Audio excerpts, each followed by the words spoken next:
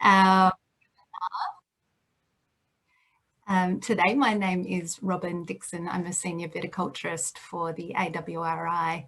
I'm joining you today from Ghana country, and in the spirit of reconciliation, the AWRI acknowledges the traditional custodians of country throughout Australia and their connections to land, sea and community. We pay our respects to their elders past and present and extend that respect to all Aboriginal and Torres Strait Islander peoples today. In this session, we will have a look at winter pruning to increase the longevity of vines. So while we give people a chance to log on, we have a couple of quick reminders to anyone who's new to AWRI webinars. So we've got a huge number of people registered for today's event. We've got 167 already online. If you would like to provide a comment or ask a question, please click on the Q&A button on the Zoom toolbar. So it's right at the bottom. Type in your question and click send to send it through. We will be holding the Q&A session at the end of the presentation, but feel free to send your questions through at any stage. A reminder also that this webinar is being recorded and you will be emailed a link to view the recording on the AWRI's YouTube channel. So for anyone who has just joined, welcome. Today's webinar topic is winter pruning to increase the longevity of vines. It's a great pleasure to welcome Mia Fischer all the way from Europe today. Mia has kindly woken up very bright and early in the morning or middle of the night to be with us today. Mia is a trainer and country manager for SIMONIT&SIRCH. And we would like to also welcome Dr. Mark Sosnowski, Senior Research Scientist for SARDI, and Torbreck viticulturist Nigel Bliski to the webinar today. So first up, I'd like to introduce Mia Fischer. Mia studied enology and viticulture in Stellenbosch, South Africa, and worked for almost a decade in ultra-premium wine production under the guidance of Professor Denis Dubourdieu, who introduced SIMONIT&SIRCH principles of respectful winter and spring pruning to his vineyards. After obtaining first-hand experience in the SIMONIT&SIRCH principles and practices in South Africa and witnessing the benefits in wine quality, Mia subsequently joined SIMONIT&SIRCH, gaining additional experience abroad. She has operated in both Australia and the USA as a trainer and country manager. So Mia, if you're ready to make a start, I'll hand it over to you.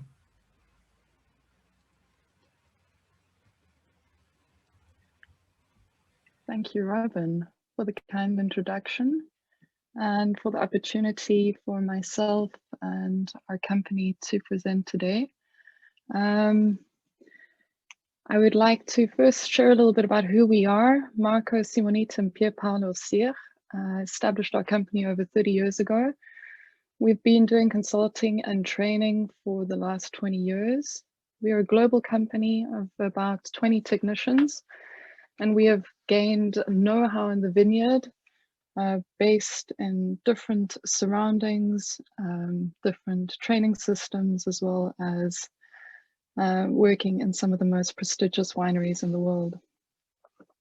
Today's presentation is about winter pruning, but primarily I would like us to give thought to vine structural development and the importance when we establish our young vines with special attention to the space we make available. Oh. Good morning, everyone. Robin, thank you. My apologies. I don't know where I started.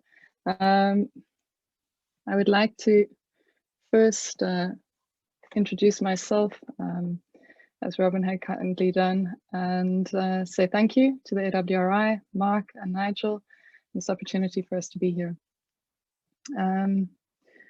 We are a company who've been in existence for the last 30 years, primarily dealing with our consulting and training in the globe. and we work in some of the most prestigious wine regions of the world. We also deal with the research and collaborative work that we do with universities, so we have considerable know-how. Today's presentation is about winter pruning, but I'd like us to give some thought to our establishment of our vineyards, the importance of vine structural formation with regards to the space made available to the plant, and then also with regards to our older vines as we go into a rehabilitation phase of our vineyards. And also how our vine structural formation is in situations where we are required to retrunk our plants, either due to trunk disease or to possibly wanting to change the clone of our vines. Something else I'd like us to just give some thought prior to really kicking off into our presentation, or my presentation, is the amount of cuts we make to the plant during winter pruning when we remove a large percentage of the vegetative growth from the previous year. Also considering the importance of spring shoot thinning with regards to the number of cuts left for the following season's winter pruning. For our line of work, both winter pruning and spring shoot thinning are vital in the vine structural development and formation of the plant, and also in controlling the true productive capacity of the vine. So, as I'd mentioned before, we are a company who've had the opportunity to view a vast array of different plant structures, and I will be presenting to you this first portion of the presentation the usual pruning practices we see globally. This is not the SIMONIT&SIRCH pruning style, and these practices, as we go into them, I'd just like to point out it is important to take note, this is not cuts made to the plant for the removal of trunk disease. These are just normal pruning practices. So one of the cut techniques that we see in cane pruning is the return cut. Here in this particular case, the plant outgrows the space made available to it. The cane becomes difficult to wrap. The pruner places a spur in the ideal height. They would like to restructure the plant and reform the secondary structure of the vine. Here we can see the spur and the intention of making a return cut to the plant. So this is a cut made for structural reformation, not for the removal of trunk disease. But what's important for us to take notes, and naturally it depends on where you are in the world and what level of know-how you have with regards to the importance of wound sealants and protection of our plant's internal structure. But take note of the surface area of exposure of the internal structure to external pathogens. And the intention here is now to re-establish a secondary structure from the spur and cane position shown on the left. Over time, in order to control the vertical and or horizontal growth of the vine, multiple return cuts are made to the plant to manage its growth over time. And what we start to see is that a vineyard with the intention of uniformity slowly shows heterogeneity in its primary and secondary structure, which will have no doubt effects on the productive capacity of the vines and the vineyard in total. Here we actually only have one vine on the top left corner that is still has its primary structure intact. The second form of pruning that we see in cane is head or crown pruning. In this method, ultimately what happens is that there is no secondary structural formation that is formed in the vine. The cane is selected, in this case it's monolateral, but a cane is selected primarily based on direction, as well as bud count and also ease of wrapping. Multiple cuts are made to the head of the plant, resulting in many localized cuts. And we can see that over time, what happens is that the vascular or lymphatic system of the plant slowly becomes compromised, and we end up with less solutions presenting themselves. And we start to see a slow decline and potentiality of feasible canes to be wrapped for the growth season coming. And ultimately what happens is that a retrunking of the total structure occurs. And it is important to note here is that here we are now at the stage removing our original structure. In the cordon, we see a repetition of this return cut and head crown or pruning. And ultimately, it's a similar approach, just sometimes a little bit more aggressive on the cordon. On the bottom right spur, we can see that the prune is intending to make a return cut due to the vertical ascension of the vegetative turret or the vegetative position. A big return cut is made in close proximity to the productive point, and in this way, the pruner feels that they have controlled the growth of the vine. Crown or head pruning can be seen similar to what we saw in the cane, where the secondary or the tertiary structure in the cordon is not allowed to truly form.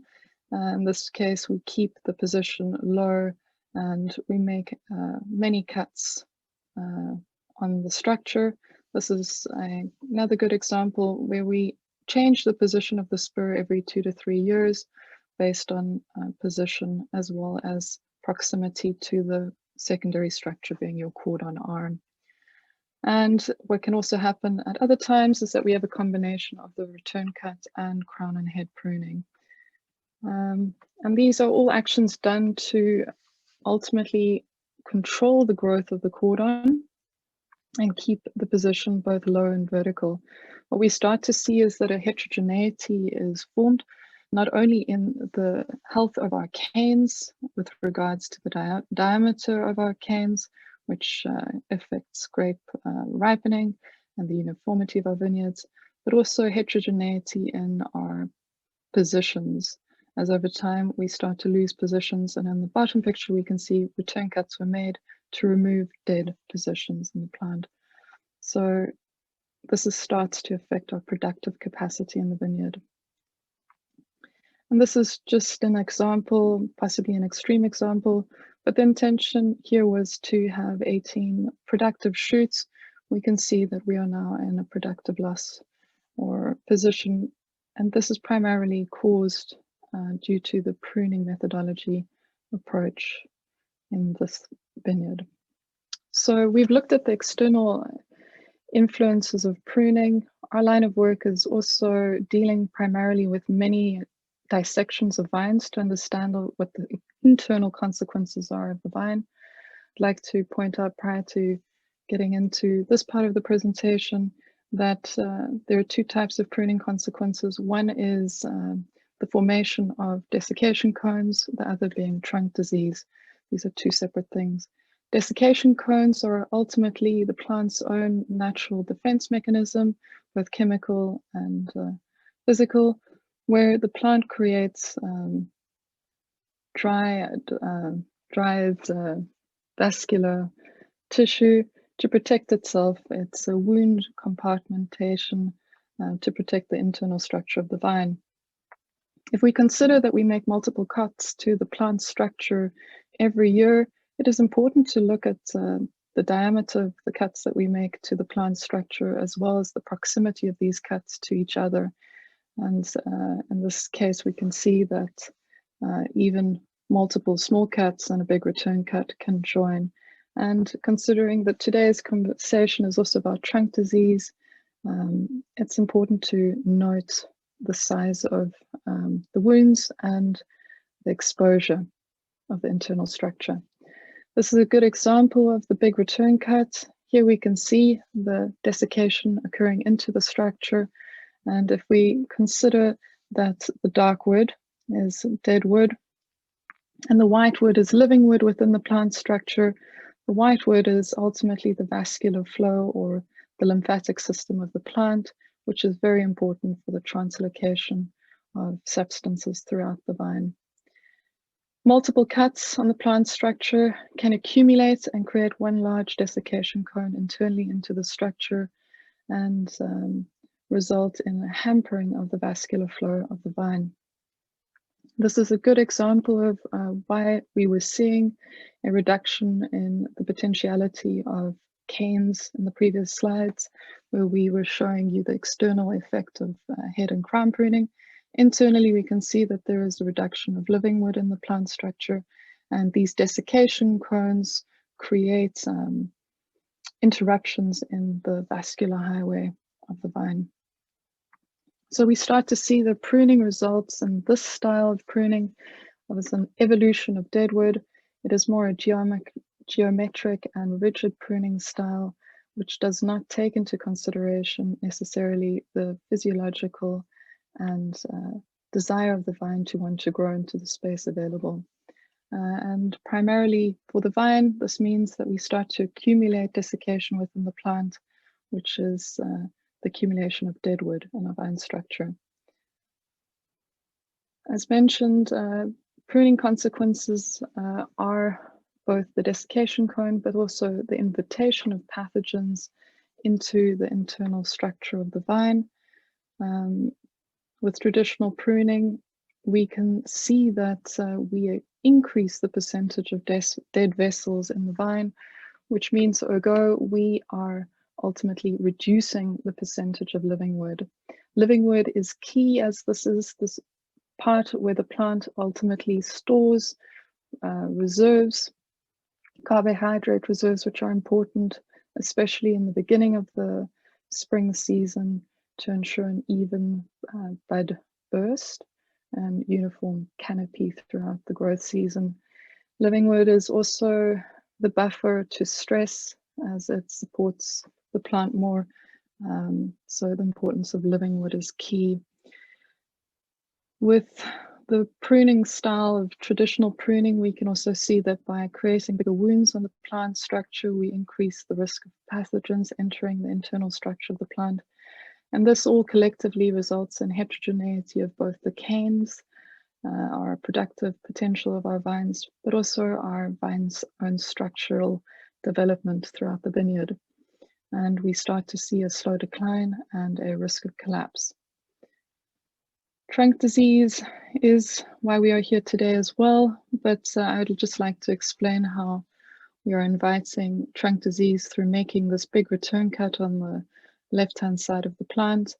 The spores have entered into the plant's internal structure. The desiccation of the cone is formed afterwards, and thereafter the plant can then thrive with, well, the plant can't thrive, but the pathogens can thrive within the internal structure of the plant.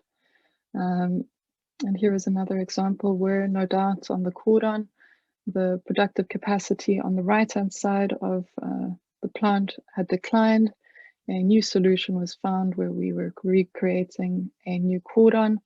A big cut was made on the right-hand side of the plant, and through this, likely with no wound sealant applied, pathogens entered the internal structure of the vine. So we can see that pruning has a direct effect on our economic, productive, and qualitative capacity in the vineyard, and that this is the one act that we do in the vineyard that we can control with regards to longevity and sustainability of our vineyards. It is an important component to supporting our vines. So this is how the SIMONIT&SIRCH method was born, was out of a keen interest to preserve vineyards and to find a methodology that was approachable, easy to use, and versatile across the diverse ranges of different training systems. We accept that the vine is a creeper, that it has a tendency to want to grow into the space made available. We accept also that vines can age, and you also have some great examples in Australia of this. But it is important that in our desire to encourage longevity of our vineyards, that we can also incorporate some form of mechanization, as this is key in modern viticulture. With regards to our methodology, we accept that to preserve our vines, it is important that we incorporate some form of controlled branching. And this is now being brought into both cane and cordon. The first principle of the work that we do is controlled branching. Here we respect the chronological sequence of the vine. taking also into consideration the space made available to the plant. When we talk about chronological sequence, we keep the plant growing from 1-year-old onto 2-year-old, 3- and 4-year-old wood. The intention is not to make a big return cut, but to continue with the plant's own tendencies. Here is a good example of controlled branching. And our second step is respecting the vascular flow of the plant. This is important if we accept that desiccation is an annual contribution to the plant. It is important to then consider that we separate the areas of desiccation on the plant and the areas in which we desire to create an uninterrupted sap flow in the vine structure from the roots up into the productive point. The area in which our sap flow can thrive is also the area in which we can allow our living wood to start to form over time. This is a good example. Externally, we would see that it does not look very different, but on the left-hand side, cut separation has been utilized. On the right-hand side, cross cuts have been utilized and a big return cut as well. So internally, we can see that it is a huge or considerable difference where cut separation has been utilized on the left. We can see that there is a considerable amount of living wood within the plant structure and a separation of the living wood from the dead wood area. On the right-hand side, where cross cuts were made and a big return cut, we can see that there is less living wood, and in this particular case, also the invitation of trunk disease into the internal structure. It does not mean that with every return cut, trunk disease is a given, but it is a consideration, a strong consideration. This is a really good example of a vine or vineyard that was converted 12 years prior.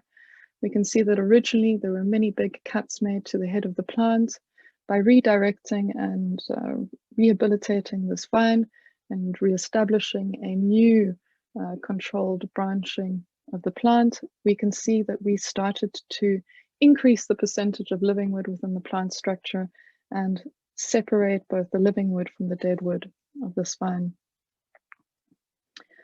The previous example of the return cut, this is a good internal dissection and indication of the effect of the return cut in close proximity to the productive point, considering that this will affect also the vascular flow in the future to our productive point. We can see that the desiccation cone is also very close to our cordon structure. So there is an internal consequence of the return cut close to the productive point. Where we have utilized some form of branching, we can see that we can increase the percentage of living wood within the plant structure. This is a good example between irregular branching versus controlled branching. We can see that in this particular case, in the central position, we have not only a rapid decline, but also evidence of trunk disease within the plant structure. And where we have living wood within the plant structure, vitality is less in question. So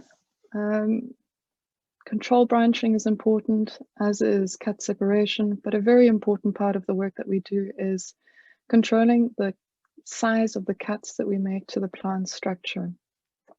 In this case, one of our key components of the work that we do is to focus on making cuts on 1- or 2-year-old wood and utilizing a smaller surface area, reducing the susceptibility to trunk disease, and also controlling the number of cuts that we make to the plant through our spring shoot thinning. In this case, we can see that cutting technique is also important. Where we make cuts on the plant structure, here crown buds are preserved to protect the permanent structure of the vine. Spare wood is another means that we use as a natural defense mechanism of the vine. This is generally utilized on wood that's older than 2 years old to create a space for the desiccation to desiccate into, that can then be removed to control the percentage of desiccation into the permanent structure of the plant. Again, in this case, we can reduce the presence of or potential presence of trunk disease into our internal structure. So by creating or retaining a portion of protective wood, we can ultimately also ensure that this area of space that is made available to the plant allows for the desiccation to occur naturally and to preserve primarily this main structure of the plant. This is an interesting study that we had done. In Europe, Esker is more prevalent than Utica, but I felt I would share it today as it's quite an aggressive trunk disease in Europe. In this study, it primarily focuses on where we have some form of branching. The vines are more resistant than when we have an absence of branches or branching in our vine structure. This is an important component to consider with regards to sustainability. So here we see an evolution of living wood over time. We also see that the actual structure of the plant changes over time as the vine grows, and the percentage of living wood added to the plant structure annually is considerable. So redefining our logic, we take into consideration the vertical space made available to the plant to grow into over its lifetime, as well as its horizontal space, allowing for some form of healthy, controlled branching to increase the percentage of living wood within the plant structure, whilst controlling the crotony of the vine. We can therewith ensure that we have a very strong primary and secondary structure in this cane pruned bilateral vine, and also therewith increase the potentiality of the vine being able to live for a considerable amount of years. In our line of work, it is very important to consider the evolution of living wood throughout the years and to support vineyards. So prevention is cure in our methodology to ensure that we have longer living vines. Thank you very much for this opportunity to present. Now over to you, Mark. Wonderful, thank you, Mia. I'll just jump in and introduce Mark, but firstly, thank you. What a fabulous presentation. I loved the visuals that you provided about more traditional pruning techniques and the method that SIMONIT&SIRCH are proposing.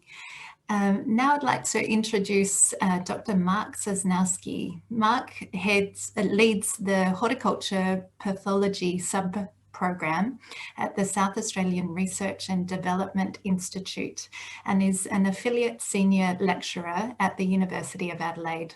Over the past 19 years, he has been responsible for research on managing Utica and Botryosphaeria dieback diseases in grapevines and almonds in both Australia and New Zealand. He is the Australasian regional representative on the International Council of Grapevine Trunk Diseases and was the chair from 2014 to 2017. Dr. Sosnowski draws from his extensive international experience and collaboration to provide industry with the latest information for effective management of grapevine trunk diseases. Grapevine diseases, not just trunk diseases. Mark, if you're ready to make a start, I'll hand over to you. Thanks very much, Robin, and welcome to everyone who've made the effort to come and listen to us today.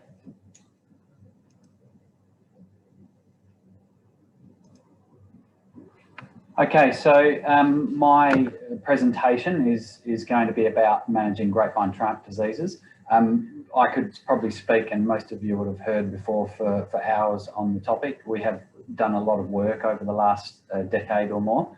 But today what I'm going to do, given the topic of conversation, I'm going to really concentrate just on what we can be doing or what the latest recommendations are based on our research for managing trunk disease during pruning in winter.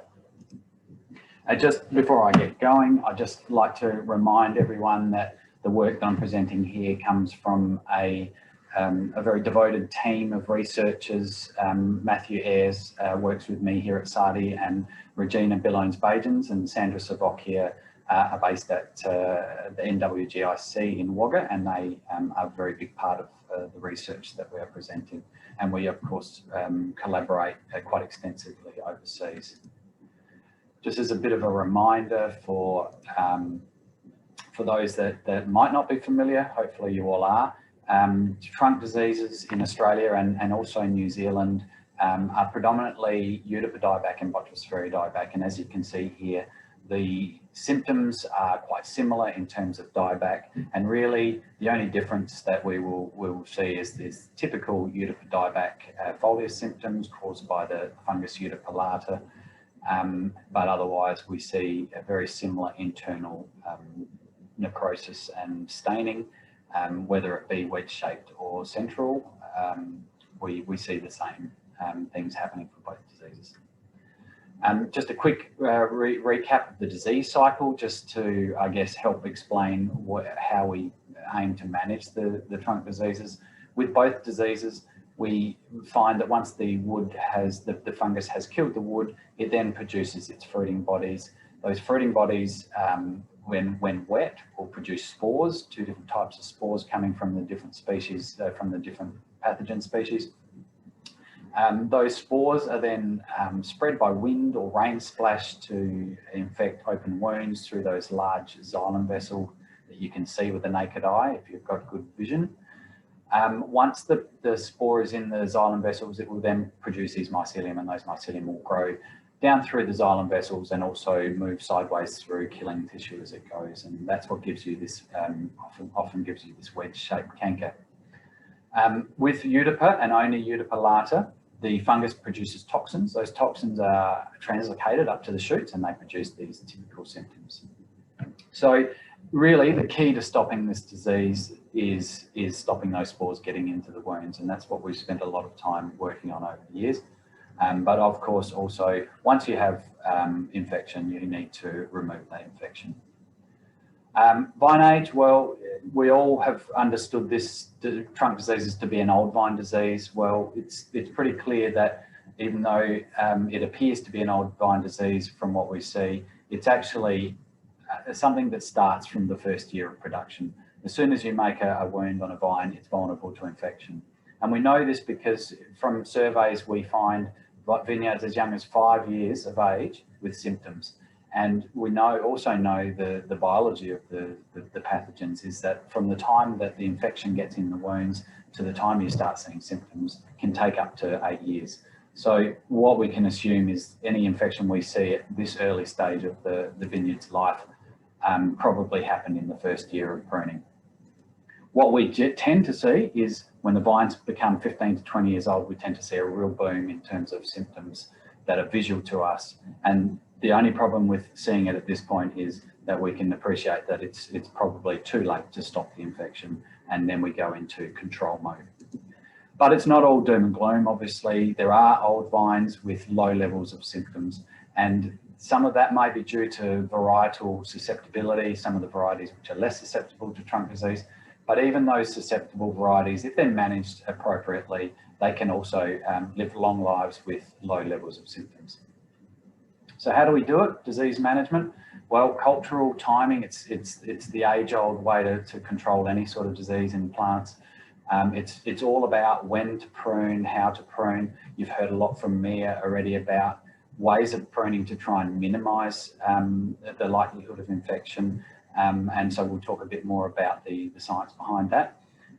Prevention is obviously the most important thing, and I think if we can stop the infection getting into the vines in the first place, then essentially the job will be done. Of course, we've got a lot of old vines around the country, and controlling the infection that's already in there, there's really only one way to do that. It's pretty drastic, but we will talk a bit more about that. So spore surveillance is something we've spent a lot of time on in the last 5 or 6 years. We we've had these Burkhardt spore traps placed in a number of different locations in South Australia and New South Wales, and have been collecting data on a 2-day basis as to how many spores of either Eutypa or Botrytis pathogens are detected.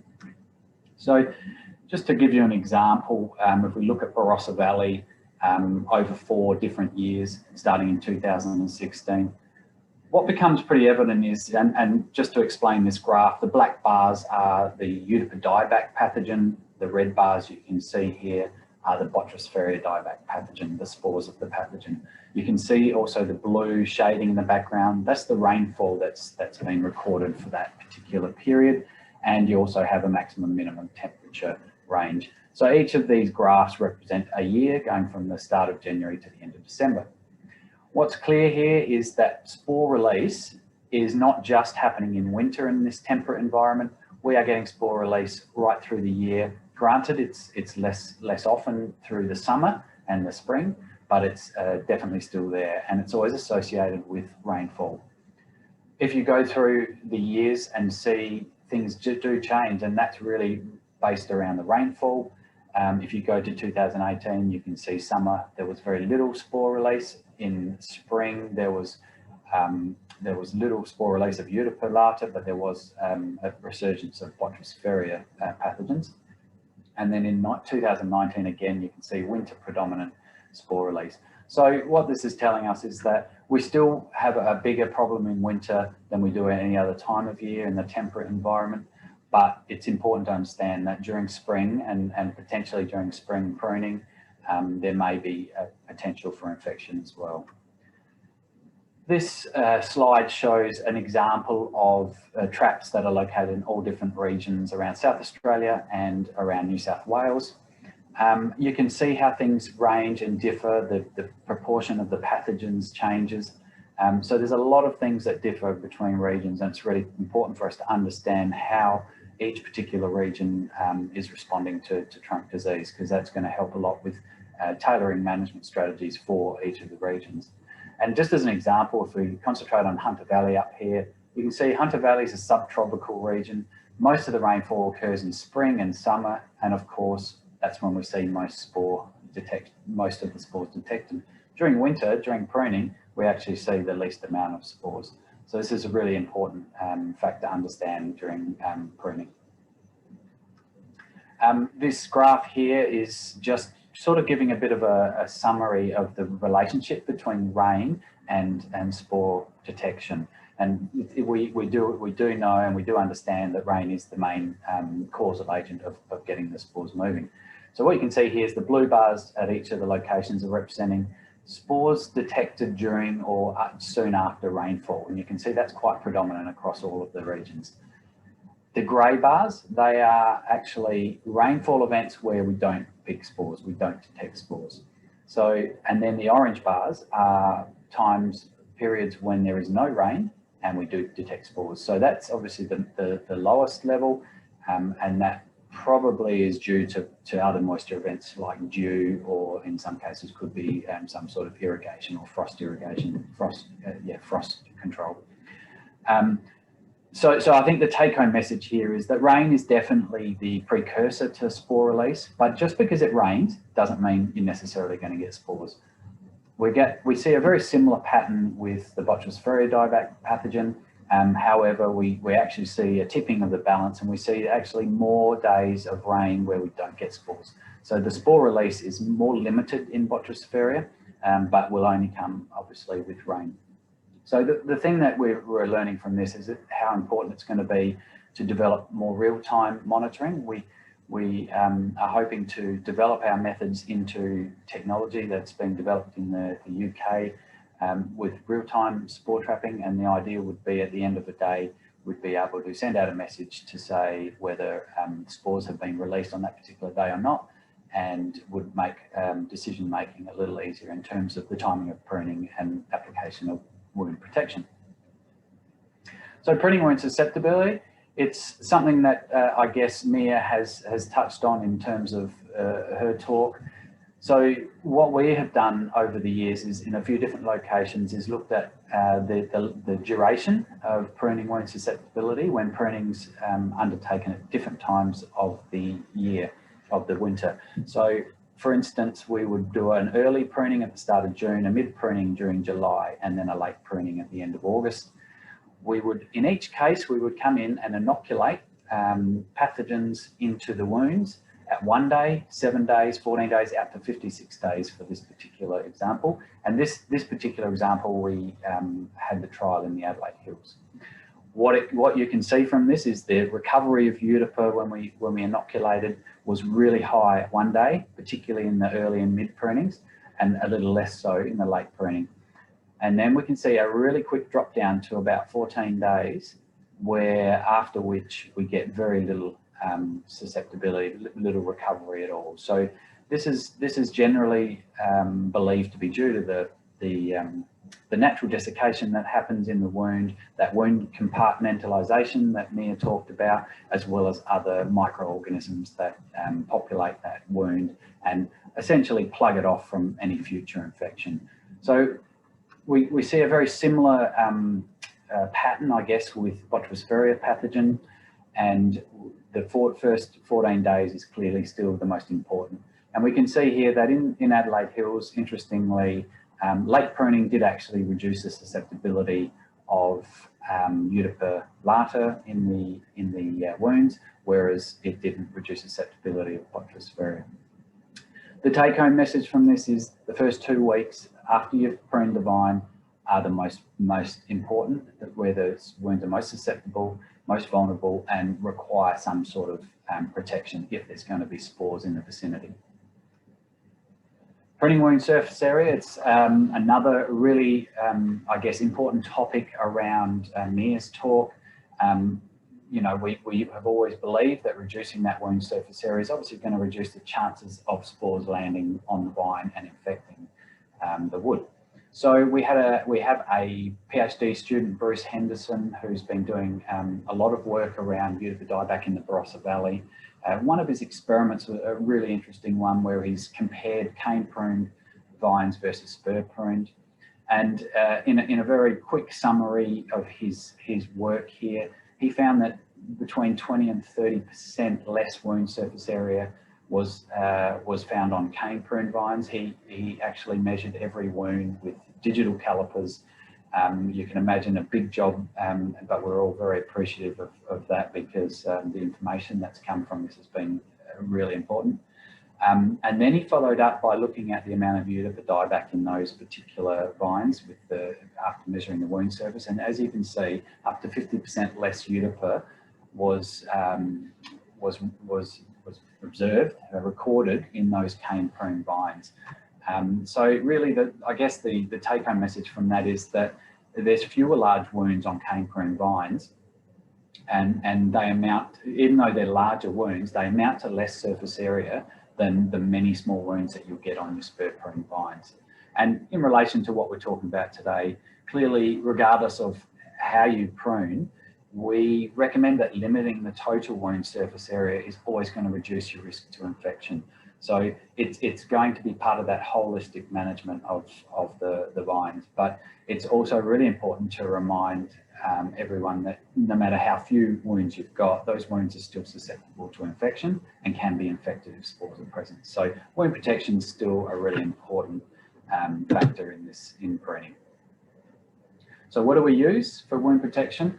A lot of you should be, well, you should all really be familiar with this by now. We've been working on this for a long time. Paints and pastes are obviously a really solid way to protect the wound. They provide a physical barrier, particularly good for large wounds when you're reworking, and obviously they have to be hand applied. We've found even acrylic, just household acrylic paint can be effective thanks to that physical barrier. But there are products obviously available that have fungicides which provide that backup guarantee. Fungicides that can be sprayed and can be used for your annual pruning wounds. We've got a couple of registrations in Australia, as you can see there, in fluazanam and tebuconazole, and we also found pyraclostrobin to be effective, but we don't have a registered product for that yet. And in terms of biocontrol, Vinevax trichoderma species are really the first thing that was registered for this purpose, for wound protection. There is a question of reliability. Trichoderma is a biological product, a biological organism, just like the pathogens need certain conditions to prosper. Trichoderma needs to build up in the wound before it's going to be an effective protector. So generally the first few days, which as you know from the wound susceptibility is the most vulnerable time, for the first few days after application of Trichoderma, it's probably not going to be doing as good a job as a fungicide because it needs that time to build up and strengthen its presence in the wound. We've also tested a lot of other different products, and the only one that's really come up impressively is garlic. So garlic can also protect wounds against your trunk pathogens. I know I've got a few of my New Zealand friends joining in today, so I thought I'd quickly throw this slide in to remind you guys that you have a different set of products. Many of the active ingredients are the same, but it's just important to note that you'd need to consult your New Zealand wine growers spray schedule to see what the latest offerings are for wound protection, but you have a really good toolkit here in terms of protecting wounds. So spray application, without going into too much detail, just to explain that it's really important to get good coverage, and if you don't get good coverage, you won't get good disease control. And this graph really just represents that. The greater your coverage, and you can test your coverage just simply by using water sensitive papers or dye, and then if you make sure you're getting the coverage you need on those wounds and you're using a product that has good efficacy, you will get good control. However, spray adjuvants, they won't really make any difference to your coverage or efficacy based on some recent trials that we've done. The timing of application is also a really important factor. Obviously trying to get the protection on directly after pruning can be quite a challenge, especially if you've got pruners wandering around in the vineyard or if you've got a very wet vineyard and trying to get machinery through it. So what we did is we looked at the curative ability of the fungicides that we've been working with. And so by that I mean on the day of pruning, we inoculate with the pathogen and then we come in and we apply the fungicide either on day 1, 3 or 6 days later. So essentially a week after the pruning occurs and the infection occurs. And what you can see here is that for Euta palata, compared to our inoculated control, we get really good reduction in recovery of the pathogen right through to day 6. And a similar pattern with the Botrys dieback pathogen there. A little weaker maybe by 6 days, but nevertheless still a significant reduction in the recovery of the pathogen. So on the flip side, once you put the fungicide on the wound, how long does it last for? Well, we did that by applying fungicides on the day of pruning, and then we came in at day 1, 6 and then 14, so 2 weeks later applied the inoculum. And again, you can see here good reduction in recovery of the pathogen at 1 day. At 6 days, particularly the tebuconazole product had a really good reduction, maybe not so much with the other two, but then by 14 days, you can see the inoculated control was very low in infection. That was that natural desiccation and wound healing that's already occurred. So by then, it was really not necessary to use any wound protection. And you can see down here with Botrys dieback, really good control right out to 2 weeks with all of the fungicides that we applied. So moving on to control, and by control, I mean remedial surgery. It's essentially the only way that you're going to be able to control infected wood. There's been a lot of products put out on the market that have proposed to reduce infection or stop infection just by spraying on or injecting in, and we've tested most of those and none of those particularly made any difference. So if you think about an infected vine and you start taking your chainsaw through and making cuts, you'll see that the wedge of infection will often get smaller and smaller, and then hopefully you'll get to a point where you've got clean wood. So if you slice the vine down in half, you'd see a pattern here and an obvious direction of infection that's heading down southwards. So if you can get to some clean wood, then that would be your best chance of remediating these vines. But I guess there's two ways of doing this. There's either taking a shoot and growing that up onto the wire in a particular year, then coming back and cutting out the old vine, or just cutting all your vines down low in the first place and then hoping for a shoot to come out and reworking that up to the wire. So when you cut at different levels down the trunk, as you can imagine from the last slide that I showed, the lower you cut, the less cross-sectional staining you're likely to see. And in 2 different trials that we followed years ago, you can see exactly this. And low cuts, we only saw about 20% of the vines, still with infection in them. How does that relate to disease? Well, when we came back 6 or 7 years later and assessed for Utica dieback disease in these particular vines, we found very low levels, again, 20% in the low cuts, and as you went to the higher cuts, you saw a lot more disease returning to the vines. This 20% is obviously closely related to the 20% of the vines that were still affected. So there's no way you can remove that. If the infection's down to the ground, you have no choice but to either remove the vine, layer, or replant. This picture's a nice one that I often use just to show the shoot that comes out from up the top of near the cordons, visibly affected by Utica dieback, and the shoot that came out from near the ground, looking seemingly quite healthy. In this case, you would want to be removing the rest of this trunk because the infection is somewhere down that trunk already. Water shoots can be a bit of a problem, as many people would have come across. It's generally vines that once they're over 20 years old start to become stubborn, and it's generally only particular varieties. Some varieties just will shoot prolifically, and you probably know this from having to shoot bash in the spring. But things like varieties like Cabernet and Shiraz, especially when they're getting older, they can become quite stubborn. We also did some experiments in New South Wales comparing Semion on own roots and grafted. On own roots, no problems, no matter what height the cut was. We got really good water shoot production from the scion.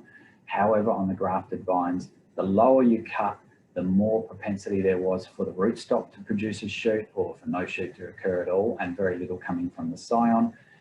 But even in the high cut, we still see a really not an acceptable level of water shoot production from the scion. So we decided to do some work trying to induce water shoots. In presenting a lot of this information, I often had growers coming to me and saying, well, we do this, we do that, and we see a really great improvement in our water shoot production.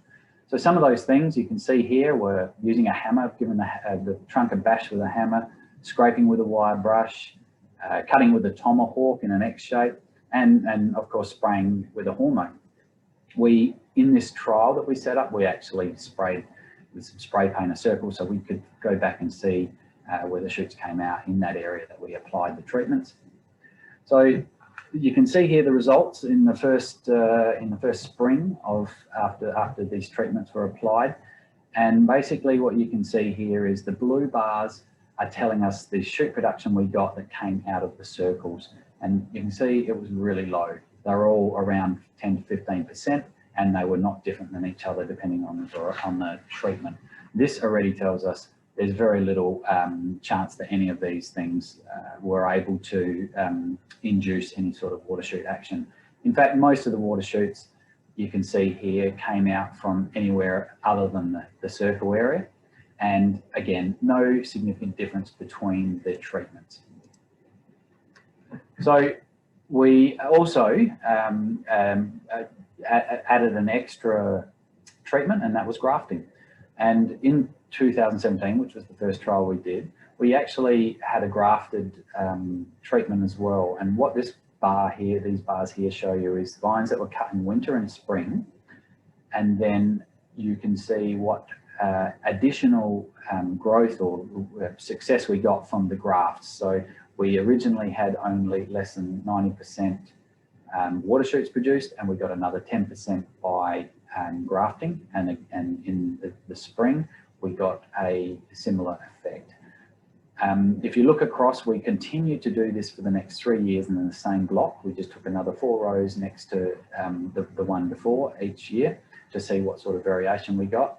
And so what we learnt from this was that, one, water shoot return in the same vines does vary quite a lot from year to year, between 70 and 80%, 87% in this particular vineyard, which was, I should have said, is a Cabernet Sauvignon vineyard, which was about 23 or 22 or 23 years old when we started in 2017. So one thing is that we see this variation. We're not sure what the reason for the variation is, but it's most likely environmental. There has been anecdotal evidence that years where great frosts are experienced, following year they often find that water shoots are much more willing to come out of vines that have been cut. These graphs also show us that there's really no advantage in delaying your cuts till spring. Some people believe that leaving it till spring you're going to get more water shoots come out of the trunks, but we didn't see that effect in this trial. But what we do see is grafting provided us in each year at anywhere between 6 and 19% increase in success of those stumps coming back up to the wire. So grafting is really the only solution at this point to trying to improve the water shoot return. So just to finish off, I just want to remind people that there's a lot of resources online on the Wine Australia website. We have a best practice management guide. It's just been updated in June of this year. We also have a whole range of different YouTube videos. Some of people like researchers like myself talking about our work, but the bulk of them are industry people who have shared their experiences, good and bad, around different aspects of grapevine trunk disease management. So I do encourage you to go and have a look at them. They're really easy watching, they're very short videos, and maybe better than to hear from your contemporaries rather than to hear from people like us, scientists. So with that, I thank you all for your time and just want to again acknowledge all of the different organisations involved in this research. It's a big group of us, and I especially want to thank the regions, particularly the ones who give us extra financial support to make sure that we get our trials out there in the regions. Thank you very much. I'm still here. Wonderful. Yep, I'm still here. Great, thank you. Excellent, fabulous. Now, Mia has been a busy bee answering questions behind the scenes. So I will just ask, for the benefit of everyone, I'll ask a few of the questions. So does desiccation from large cuts increase the severity of pathogen-related dieback? So Mia, you have provided an answer, but I'll hand this one over to Mark, if you could answer this, Mark. Sorry, I was expecting Mia to get asked the question. Yeah, so look, from the research that we've done, it's pretty clear that the larger the wounds that you make, the more risk there is to infection. And then also, once you've made a wound, the natural desiccation or dieback or wound healing, whatever you want to call it, it does take some time for that to be then a defense mechanism against new infection. And from our research, 2 weeks is really it. The first few days are the wounds are most vulnerable, but then they will continue to be infectious or vulnerable to infection for up to 2 weeks. Okay, great, thank you. And Mia, this one's for you. I agree that your pruning method, says David, is aesthetically pleasing, but is there any research comparing pruning techniques demonstrating that the vines will benefit from the SIMONIT&SIRCH technique? Yes, I'd replied to David and just wanted to say to everybody that due to the time limit, we weren't really able to go into that comparative data.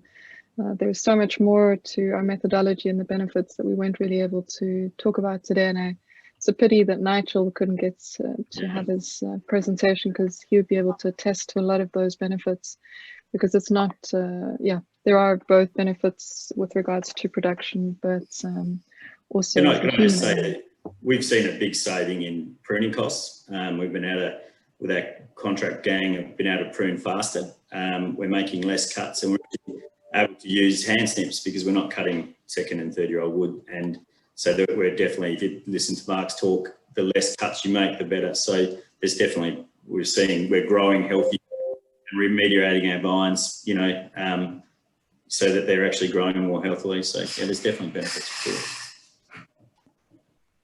Great. Mia, did you have anything else to add? I was just going to say we'll have to have a follow-up. There is, I'm sure, so for Mark, there is much for us to talk about. And hopefully in the future, Nigel will be able to join us as well. I'm sorry, David, I wasn't able to present that today. I tried to cover possibly too much, but yeah, we do the best we can. Thank you. Now, when we're training young vines, common practice is to cut the buds out of the trunk to limit future desuckering needs. This practice saves a lot of labour. What are the effects on the longevity of the vines, Mia? In the reply, I'd mentioned it depends on how those buds are removed and how what the severity or the nature of the cut is. But if we consider that it's important to consider how you prune the plant in the rest of its lifespan, because ultimately if you debud or remove those buds, you lose the potential of being able to retrunk the vine later for remedial surgery. Because once the bud's removed, there's no cluster of bud formation in that position. So I think it's important that the growers are conscious of what they're actually removing in terms of their potential future options by cutting away those buds. And it's the time that we do it is important with regards to severity, because if you cut into the plant structure, you obviously result in a desiccation cone and potentially expose it to pathogens as well. So this is quite a complex question, but I tried to sum it up as best as I could. Mark, your thoughts? What practices do you employ in your young vineyards now, Nigel, in terms of desuckering? We'll desucker by shoot knocking early in the season, and I mean, if we're going to cut the buds, we'll make sure that we leave a base of buds so that the wound actually heals. So yeah, so we try not to desucker too late when they're lignifying, so that, you know, if you're pulling off a shoot that's lignified, you create a wound. So we're avoiding that. So we generally do it by hand. Great, excellent. So Nigel, cost analysis is pruning. Pruning costs are lower, says Tom. But what about the spring shoot thinning and desuckering costs? How does that compare? Well, I guess when part of the whole method is you're really setting your vine up during winter, and if you're getting the spacing right and the setup of the vine, the shoot thinning is is quite quick. But for every, you know, for example, we did some shoot thinning work in Shiraz and Cabernet, and basically it cost us 15 cents a vine to shoot thin the Shiraz, but we saved 10 cents a vine pruning. So it cost us 5 cents a vine. We also improved the quality, but, you know, so there's definitely a saving. The money you spend in spring, you save in winter. So, you know, for the cost of it. And as you prune, as you set the vine up, particularly with cane pruning, it's very easy to prune because you can see your spurs and your canes for the following season. So once you've done that, once you set that vine up and you're spacing it all apart, there's really less need to shoot things. So it's the more work you do, the less work you do, if that makes any sense. Okay. Mia, did you have anything to add to that? With regards to timing, well, spring shoot thinning timing is important. We also link spring shoot thinning to winter cuts. It is a lot easier to remove a green shoot than having to cut it in the winter time. So we see a huge reduction in costs over time. Again, these are facts that I could share possibly in the next presentation, but I feel that Nigel, our data is based from Europe, but Nigel speaks volumes to local cost saving through utilizing. To give you an example, we were paying $1.70 a vine to prune and wrap on. We do a pruning before the gang starts. We do it by vine. paid by vine. So we were able to negotiate because we could prune X number of vines, you know, up to 30 vines an hour, and we were able to drop the price down to $1.30. So, and the pruners are happy because it's really easy pruning. So, and again, the shoot thinning just makes it easy. You don't have to deal with extra shoots during winter pruning. So the money you spend is well spent because it makes life easier in the following season. And from a wine quality point of view, I think that the thing that we can't really talk about here is vine balance. And part of the method that we're using with the SIMONIT&SIRCH is about looking at the vine and seeing how it's growing. And, you know, if we're leaving, it's more about you actually begin to see what you did last year, how that has affected the vine this year. So again, there's a lot of more detail than it would appear. Okay, thank you. This one's for you, Mark. Can we apply anything to disrupt sporulation? This is from Rob Gibson. And what impact does wet weather at the time of pruning have? So in short answer, no, there's nothing you could just apply to make any difference to the sporulation. The pruning bodies are actually designed to be protected from any environmental factors until the moment they want to release the spores. So any sort of additional applications probably won't have any impact. Basically, removing the infected material is the way of disrupting sporulation, and it's the recommendation that we give is to not leave any sources of dead infected material in or around the vineyard. And yeah, look, if it rains during pruning, you're going to have a high likelihood of spores being present. Not guaranteed, but high likelihood. Okay, wonderful, thank you. So Brian says that 2021 for us has been challenging with much wind, rain and mist during pruning. You said that adjuvants don't seem to make much difference given the weather, challenging them getting sprays out. Are there any suggestions if the weather doesn't give them a window within the couple of days after pruning? Yes, thanks, Brian. I was actually sitting there trying to answer that, think how to answer that question, and it's a very difficult one. And honestly, it's a tough situation, and I don't really have a good answer for you. If you can't get machinery in to do the spraying, or can't get a window of dry weather to do the spraying, then I don't actually know that there is anything else that can be done. Obviously you need to prune the vines and you need to get them pruned throughout the winter, but trying to avoid the really wet periods like we're having at the moment is probably the best suggestion if it's possible. And if you need to get in there and apply protection by hand, that might be the other alternative, or backpack spray. But obviously that's just not relevant for a big vineyard.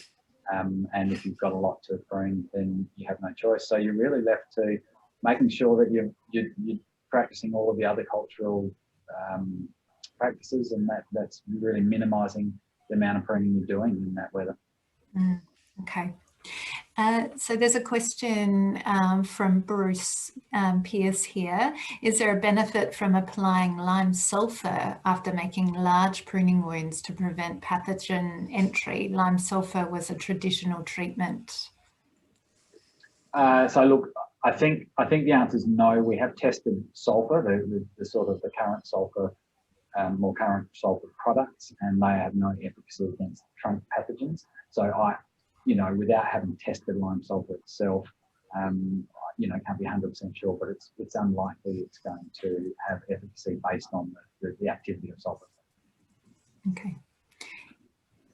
So Gemma says spring pruning is typically not performed in many regions, largely due to increased labour costs associated. Is there anything that you could advise to growers that are concerned about the short-term budget implications of this? Nigel, can you speak to how you managed it from a budget point of view? I mean, of course, there's initial outlay. I guess when we first started, we were just interested to see how we could manage the Utiper and the issues that we had. Certainly, we have seen that the benefits that we've seen from the, setting up young vineyards, we set up 40 hectares of young vineyards, and, those vineyards now, the balance and the ease of pruning, I think the cost has been well and truly paid back. But have a think about the old vines that we're dealing with, some significant vineyards, their most expensive wine, $750 a bottle. We're seeing, by using these methods, and it's really not, they're not hard methods to learn. It's just some very basic rules. But what we're seeing is we're building living tissue on the vines that we have. We know we've got Utipa in them. They've been there for a long time. And what we're trying to do is I guess, get the growth, the best sap flow to our shoots. And so we're building living wood in vines that are already severely affected by Utipa, and, we've got dead wood. So I really believe that these vineyards are going to be productive for a long time into the future with this method. So I don't know if you can put a value on that, but certainly the outlay has been justified in terms of the health of the vineyards that we've got.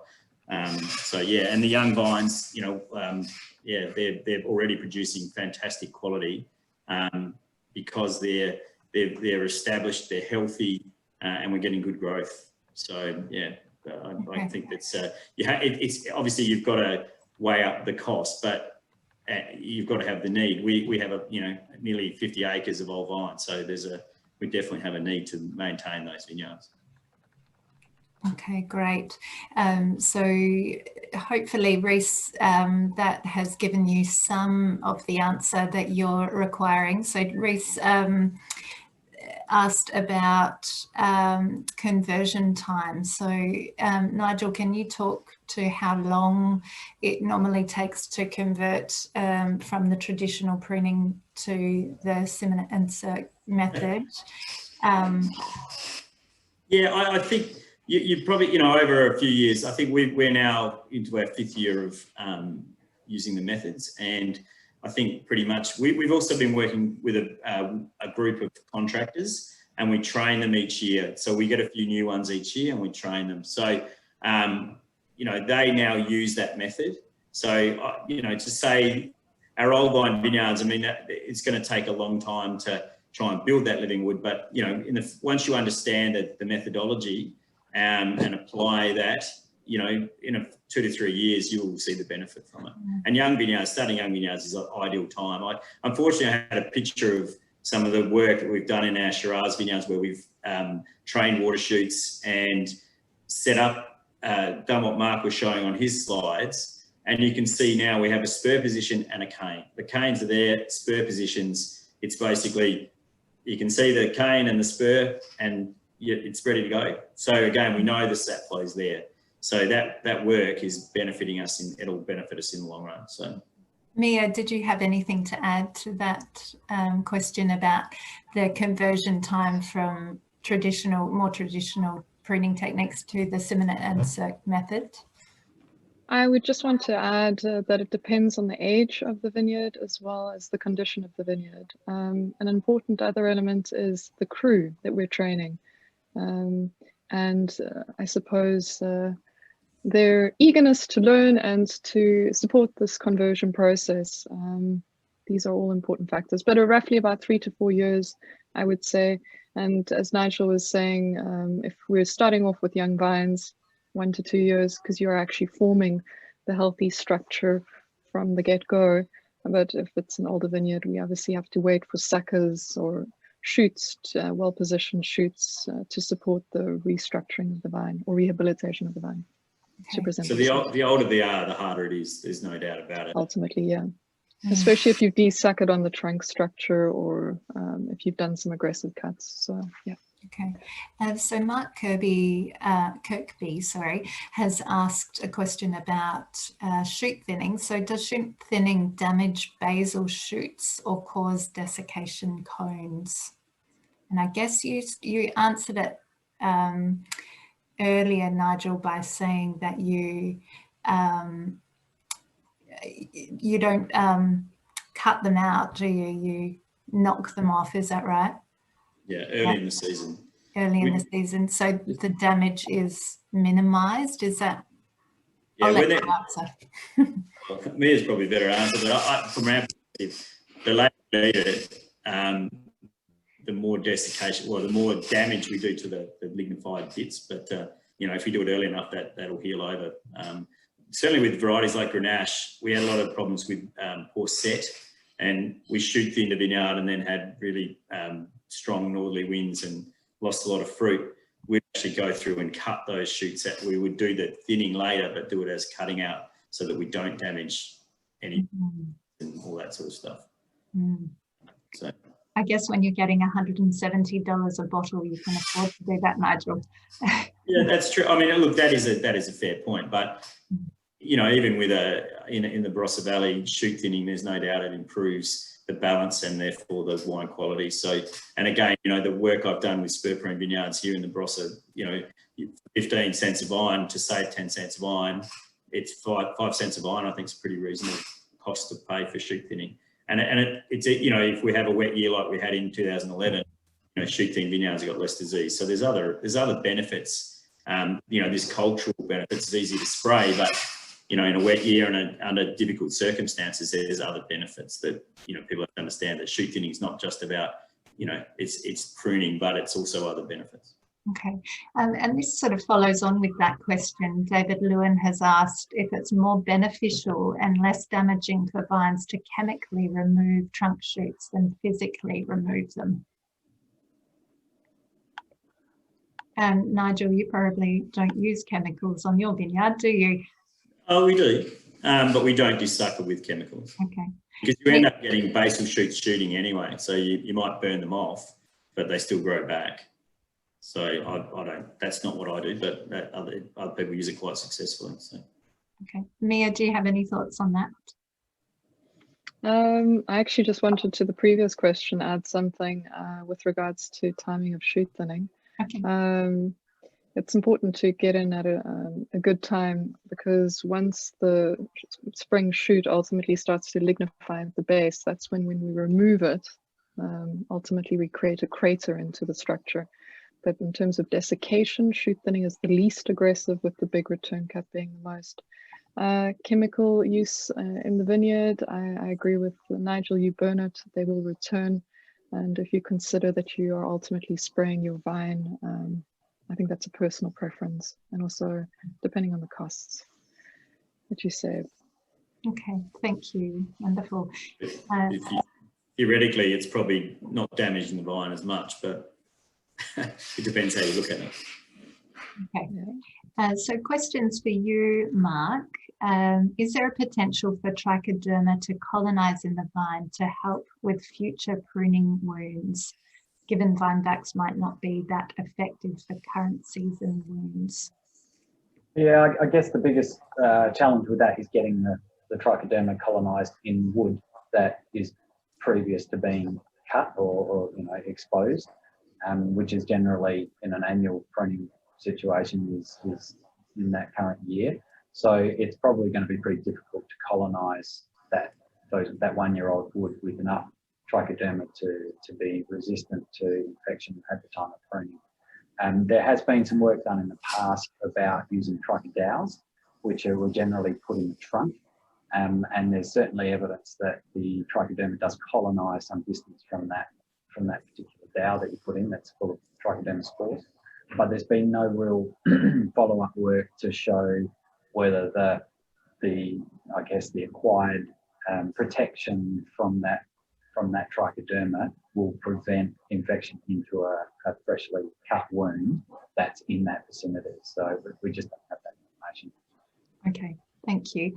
And I was interested in finding out more about the pine tar product that you talked about that is registered as a pruning wound protectant in New Zealand, Enoch block.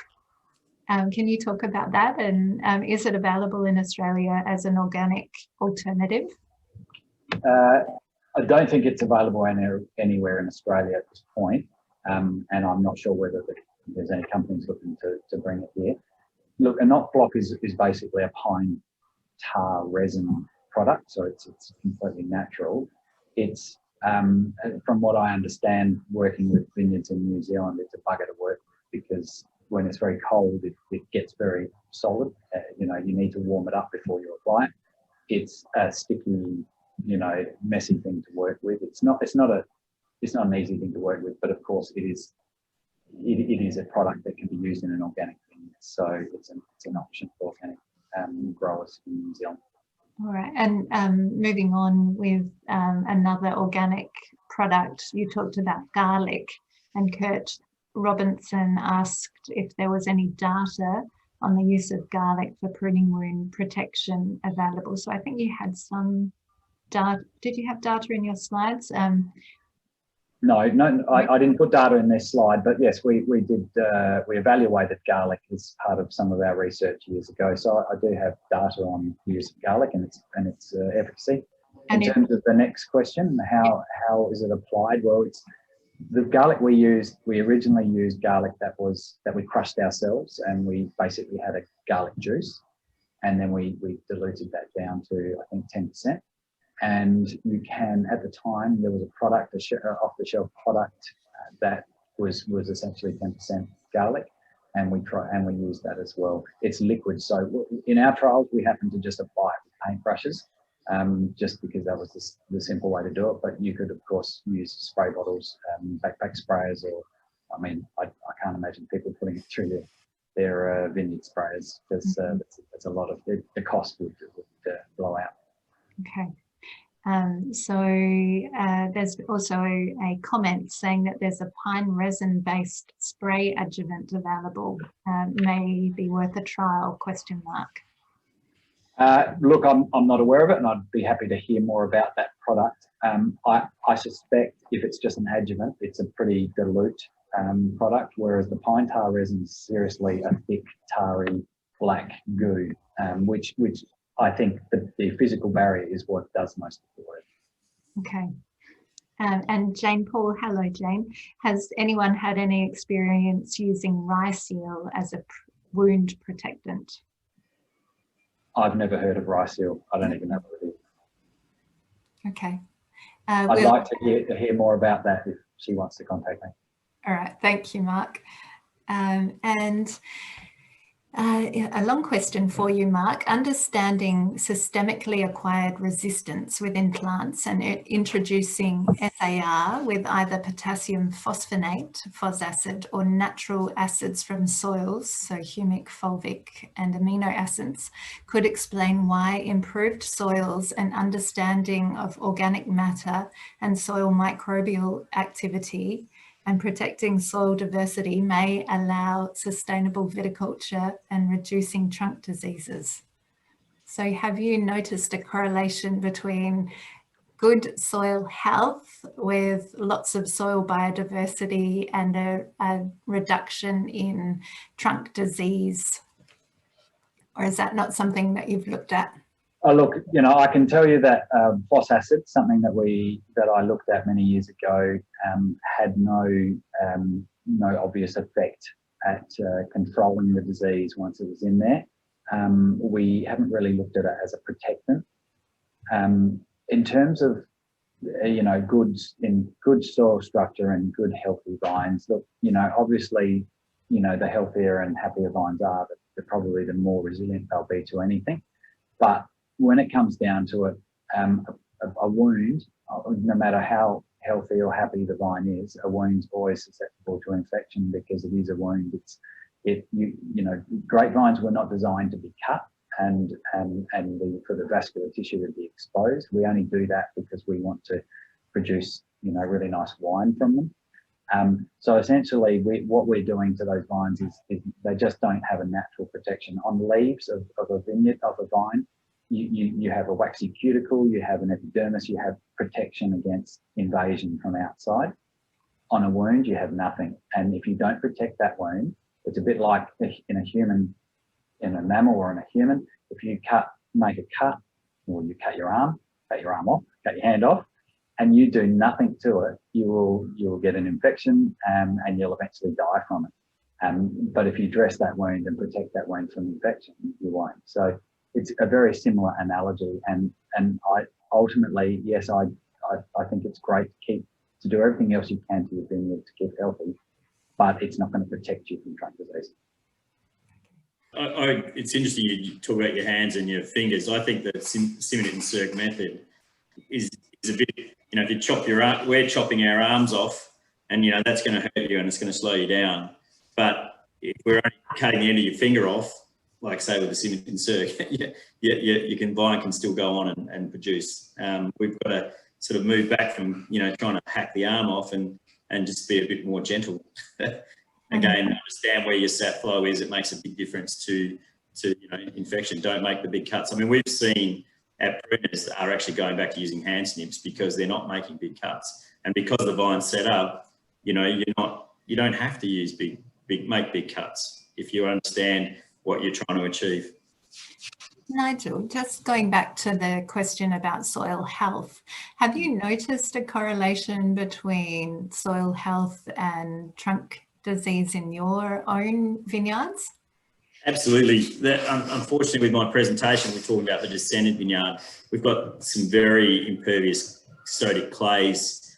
Now, and Mark and I have discussed this at length about in those weaker areas, we do believe there is more Utipa. Haven't done the numbers, but where our most healthy soils, which have got, you know, a lot of biology and very good soil structure, we don't seem to have the same level of Utipa showing. So we do see that in our weakest areas, we do see, you know, more symptoms of Utipa.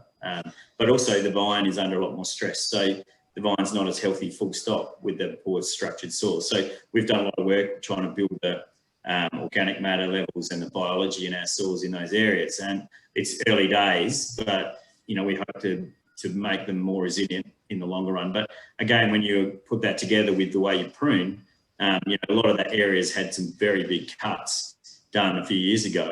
And that's where the Utipas come in the first place. So again, if we avoid the big cuts, we've probably got a lot more chance of keeping these vines healthy in the long run. So it's important to look after your soils, but if you're making the cuts, it doesn't matter how healthy your soil is.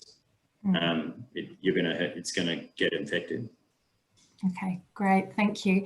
And we've got a couple of questions from Mark Kirkby. Hopefully you're still hanging in there, Mark. So Mark Sosnowski, are we able to share your remedial surgery slide again, please, for Mark Kirkby, and just run through the logic of remedial surgery. And while you're at it, could you also answer the question about when sporulation occurs relative to a rain event? Okay, so the second question's a lot easier. Basically, once at least, I think we've registered as little as 0.2 mils of rain has been followed by spore release. That can happen within hours of the wetting of the fruiting of the dead wood. And then once wet, the literature says that the sporulation can continue for up to 3 days. And in our spore trapping, we've trapped spores up to a week after a rainfall event. So you know, there is some period there of potential but essentially, as soon as the rain falls, we've got the start of sporulation. Sorry, I'm just trying to take us back to. I'm not sure which part of the remedial surgery Mark was interested in, and so I'll just quickly run through it, just to remind you, you know, that and you've seen this now through all of our presentations, that the infection, when it comes from the top down, you will find hopefully eventually somewhere down the trunk some clean wood. The idea is that cutting that clean wood means you're removing all of that infected wood, which will also then become new sporulating spores for new infections. So this needs to be removed from the vineyard. There's many different ways you can undertake remedial surgery, and people do all sorts of things. Well, one method is to you know, bring a shoot up in a particular year before you remove the trunks, and then come back and cut the trunks out. But you can also just go through and make your cuts as low as, you know, the irrigation line we often recommend, so that you really improve the chances of removing that infection, and then a shoot comes up. And when I say improve your chances, the lower that cut, the less chance that that infection has made is still present in the cross section, it's still present in the trunk. So the lower you cut, the more chance you're going to get for that. And so that relates to the disease that comes back. And when we see disease come back years after doing remedial surgery, you can see that 20% of infected vines really relates to 20% that still had visible infection. So it still had, you know, the cut was made here, so there was still infection in the wood. And I think that's, I hope that answers the question. If it doesn't, I'm happy for Mark to even contact me separately, and happy to have a conversation with him about it. Great, thank you very much. What a wonderful presentation. Thank you all very, very much for contributing to this webinar. It was incredibly interesting and informative, and apologies, Nigel, that we had to cut you off, but I think what we will do is record your presentation and share it with the group so that they don't miss out on your presentation. And as I said, we've got a short video of you in the vineyard talking about your pruning challenges as well, so people will get the opportunity to see you. But I'd really like to thank you all for your time, and particularly you, Mia, getting up in the middle of the night to present for us. It's much, much appreciated. And we, as I've said a number of times, we are recording this webinar, and it will be sent out to you as a YouTube link. And we look forward to seeing you at the next webinar, which is on the 5th of August, and Dr. Marty Longbottom from the AWRI will be talking to you about Sustainable Wine Growing Australia and give you an update. So thank you to our presenters, and also to everyone out there listening. Thank you very much. Thank you. Thank you. Thank you.